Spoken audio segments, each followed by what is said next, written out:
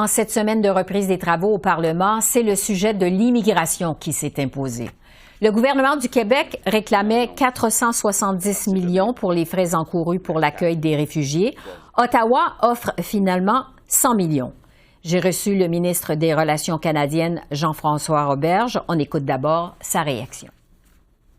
Chez nous, on appelle ça un acompte, un dépôt.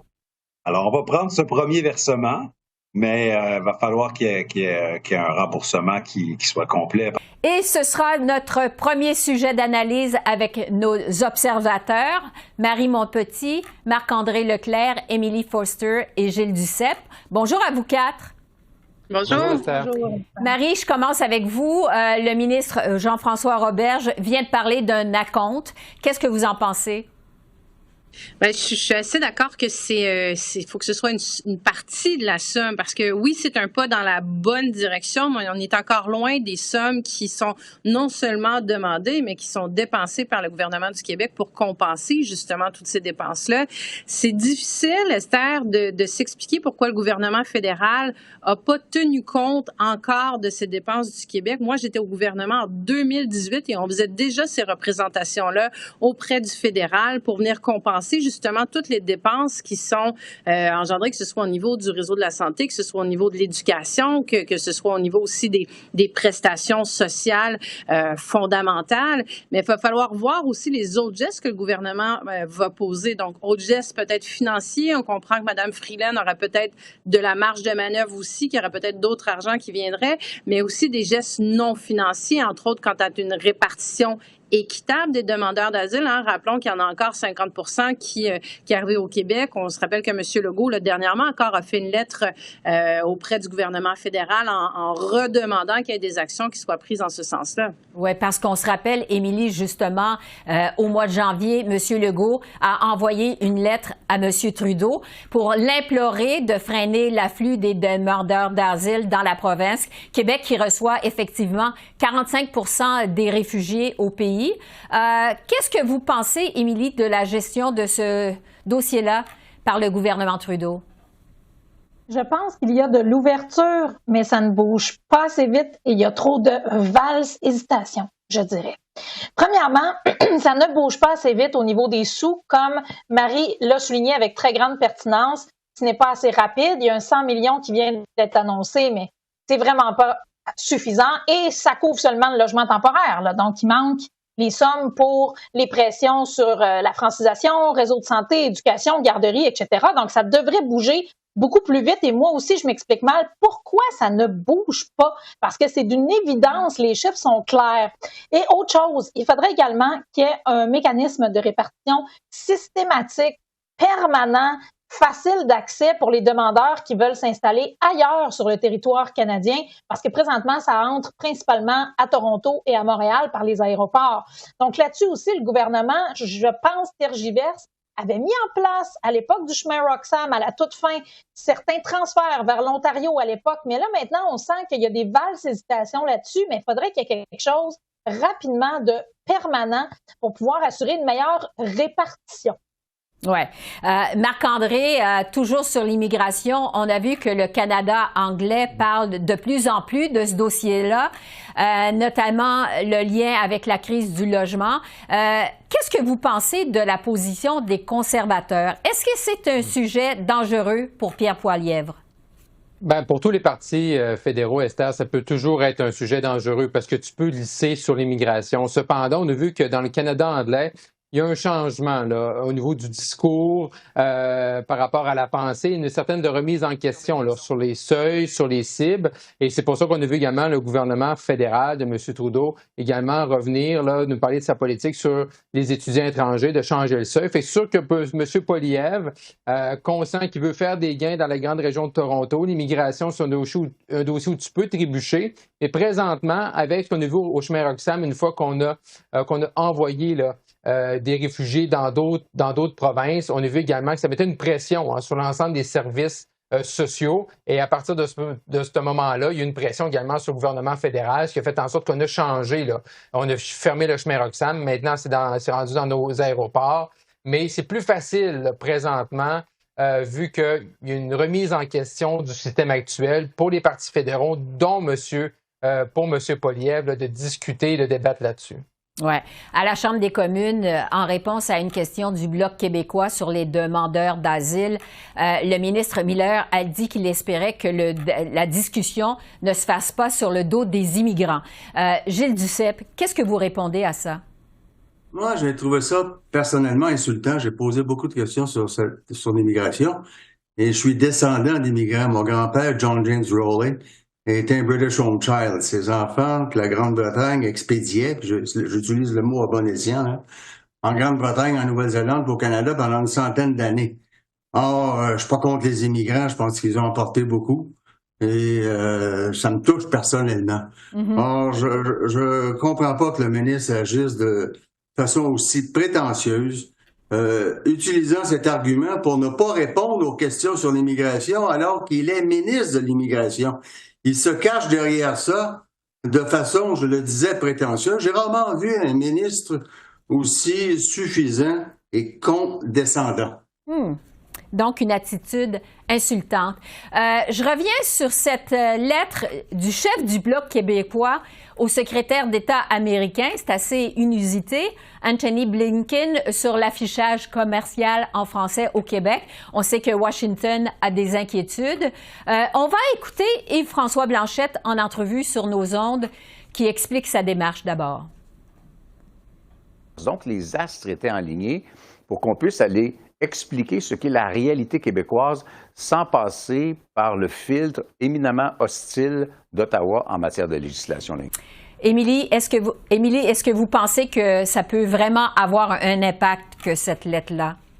Bon. Est-ce que M. Blinken répondra à un parti d'opposition? Est-ce que M. Blanchet réussira à avoir une rencontre lorsqu'il se rendra à Washington en mars prochain? Peut-être pas. Par contre, M. Blanchet a très bien joué ses cartes. Pourquoi? Parce qu'il a rendu publique sa lettre. Donc, à chaque fois qu'on met un enjeu sur la place publique, ça peut toujours permettre une sensibilisation des gens. Donc, sans que ce soit M. Blinken, les gens autour de lui, ses hauts fonctionnaires, les gens au département d'État, il y a toujours des gens qui vérifient ce qui se passe dans les médias. Ça se sait toujours. Donc, je pense qu'à ce titre-là, même s'il n'y aura peut-être pas de réaction ou de réponse directement à lui, peut-être que ça fera quand même évoluer le dossier. Il faut quand même se souvenir que cette question-là a été abordée dans une rencontre de hauts fonctionnaires. Là. Donc, on est encore loin là, des positions politiques officielles qui pourraient être prises par Washington. Il faut relativiser.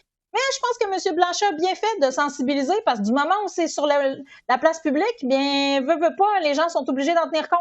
Oui, on peut quand même se poser la question, Gilles, est-ce que c'est vraiment le rôle du chef d'un parti d'opposition, vous pensez? Ben, tout à fait, puis c'est rien de nouveau, là. Moi, j'ai rencontré des présidents américains, des secrétaires d'État américains, et je peux vous donner deux exemples. À un moment donné, Vicente Fox vient à Ottawa, et Sandra Fuentes, qui est l'ambassadrice mexicaine, m'appelle pour dire il ne pourra pas parler à la Chambre parce que l'opposition s'y oppose. J'ai appelé Stephen Harper, je dis, est-ce que tu t'opposes? Il dit, ben non. Or, le problème, c'est qu'il y avait un différend entre M. Bush et M. Fox, et M. Martin, pour ne pas déplaire à M. Bush, utilisait l'opposition pour lui dire qu'il ne pourrait pas s'adresser à la Chambre des communes. J'ai donc écrit une lettre co-signée par Stephen Harper à M. Martin, copie conforme à Vicente Fox, pour demander à M. Martin d'inviter M. Fox à nous adresser la parole. Alors, M. Fox, bien sûr, nous a adressé la parole, il m'a remercié, il m'a invité au Mexique, m'a fait rencontrer ses principaux ministres. Je donnais une conférence de presse à Paris, autre exemple, et Alain Juppé, qui allait le lendemain, on était vendredi, être nommé ministre le samedi par Sarkozy de la Défense nationale, m'a appelé disant, est-ce que je peux participer à votre conférence de presse?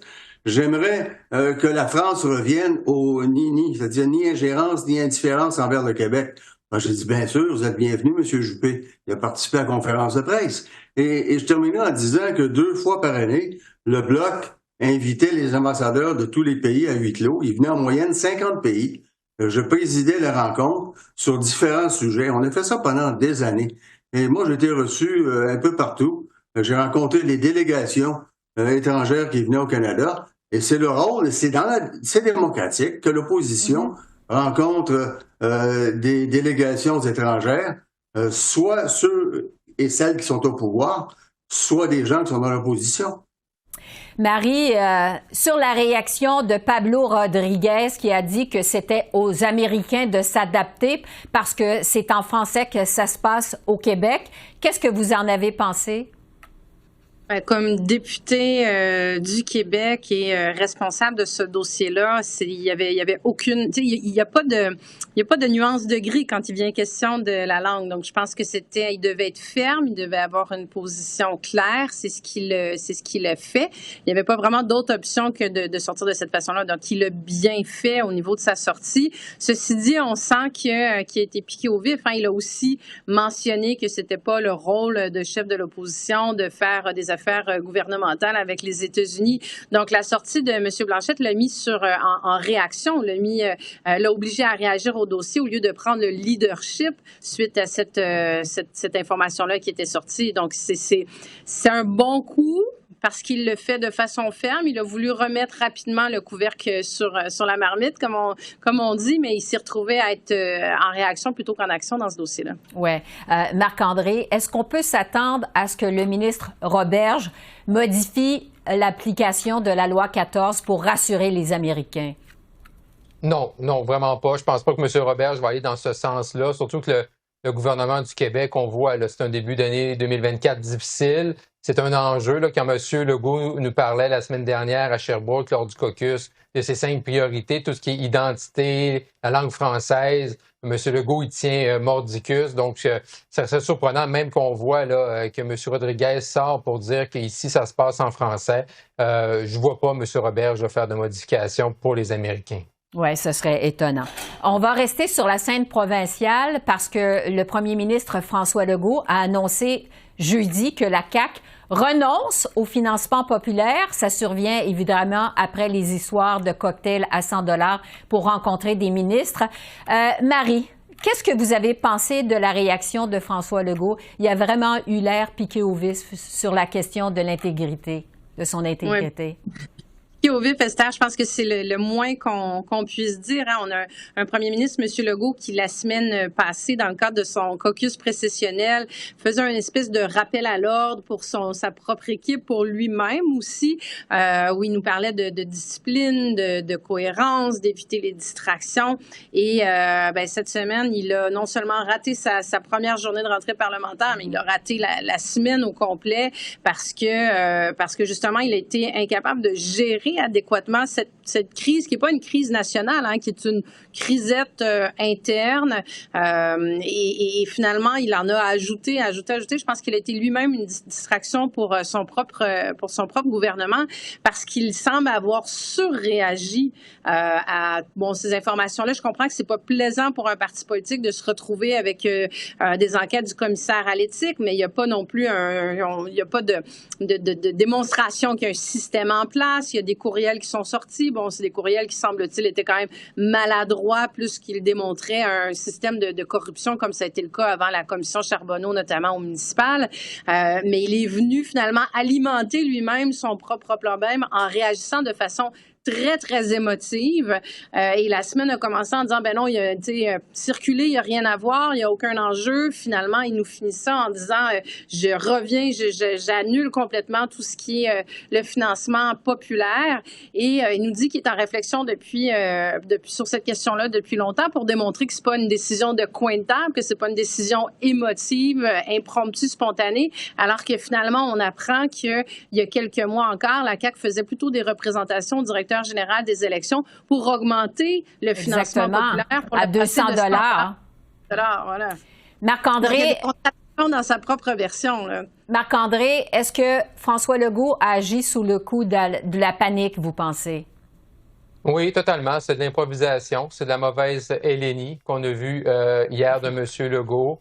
C'est de prendre un bazooka pour tuer une mouche. C'est une tempête dans un verre d'eau, mais l'opposition réussit à toucher une corde sensible de M. Legault. Au cours des dernières semaines, il y a beaucoup d'analystes ou des gens de l'opposition, des observateurs de la scène politique québécoise qui ont remis en question le fait que M. Legault avait perdu sa boussole, son sixième sens, son pif politique. mais personne n'a parlé de l'intégrité de François Legault depuis le début de la semaine.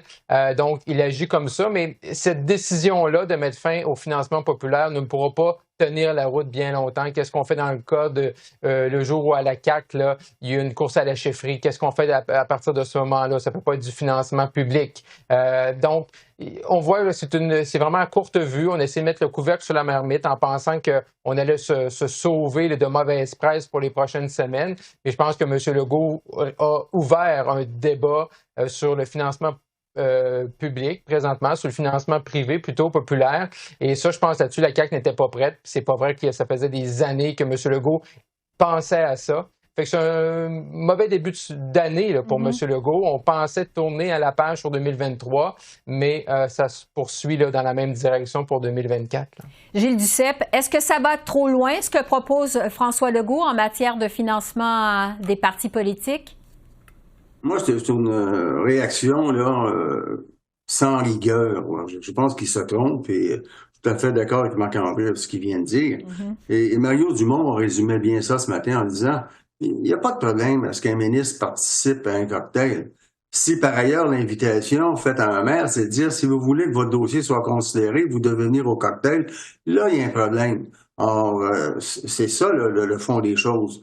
Alors, je pense qu'ils ont agi en panique et effectivement, s'il y a une course au leadership, comment fait-on pour la financer? On va financer autrement. C'est certainement pas l'État qui va financer des courses au leadership. Donc, ça tient pas la route. Moi, je pense que c'est de la panique, c'est de l'incohérence, manque de rigueur et c'est toujours en réaction plutôt que d'offrir des politiques cohérentes. Oui, et ça passera peut-être pas le test des tribunaux non plus. Émilie Foster, je termine avec vous. Bon, vous avez été députée de la CAQ. Qu'est-ce que vous avez pensé, vous, de toute cette histoire de cocktail à 100 $ pour rencontrer des ministres? Les cocktails de ministres, là, ça fait longtemps qu'on en parle. Il y en avait au Parti libéral, il y en avait au Parti québécois, au fédéral aussi. Justin Trudeau a eu sa part de controverse, rappelez-vous, avec les cocktails à ministres. Donc, je pense qu'au final, ce que ça fait, faudrait peut-être l'encadrer ou peut-être même à la limite, je pense, interdire ça. C'est mon opinion. Parce que ça place les députés qui sont bien intentionnés, qui sont pas des gens mal à l'aise. Ça les place dans des situations où là, ils doivent solliciter pour des cocktails de ministres. Et des fois, ben on le voit, hein, il y a eu des cas où il y a eu des formulations, comme Marie le disait, qui étaient peut-être maladroites ou incorrectes. Ça mène à des enquêtes, ça remet en question l'intégrité même de toute la classe politique. Le directeur général des élections du Québec, en septembre dernier, a produit un document fort intéressant qui initiait son année où il fait des consultations en vue de réformer la loi électorale. Là, présentement, le DGEQ est là-dedans. Et dans ce document, il écrivait noir sur blanc, le DGEQ, que les cocktails à ministre, il faudrait revoir ça. La pertinence et peut-être l'encadrer ou le supprimer. Donc, à partir de là, il y a une porte ouverte. Alors, M. Legault, sa sortie était très, très fortement intempestive, trop émotive. Mes collègues ont entièrement raison. C'était inapproprié. Par contre, lorsqu'il disait qu'il serait bon que les partis d'opposition, avec le DGEQ et le gouvernement, s'assoient et revoient ces règles de financement, pas pour abolir le financement populaire, mais à tout le moins pour encadrer les cocktails à ministres, parce que ça peut placer bien des gens dans l'embarras. Puis les ministres, s'ils veulent voir des gens après tout, ben qui viennent, puis qui les voient, puis sont pas obligés les gens sont pas obligés de payer. Là. Normalement, ça devrait pas être le cas. On s'entend. Il y a évidemment toute la commission Charbonneau qui s'est déjà penchée là-dessus. Marie, Marc-André, Émilie et Gilles Duceppe, merci beaucoup. On se retrouve la semaine prochaine. Merci, au revoir. Merci. Merci. Au revoir. Bonne semaine. Au revoir.